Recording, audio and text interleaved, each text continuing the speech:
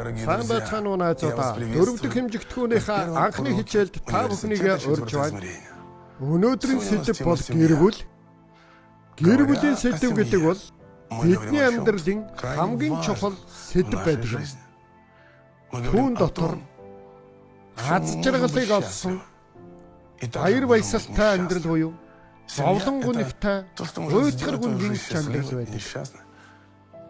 Баяр баясгал, зовлон гүнг, ялалт буюу ялагдал тэр бүхэл гэр бүл дотор яваачин буюу хамч байдаг юм. Ийм л байдаг. Яагаад гэвэл энэ чамтай хамгийн ойрхон байдаг газар. Ийм учраас би гэр бүлийн тухай яриагаа шилжүүлдэг.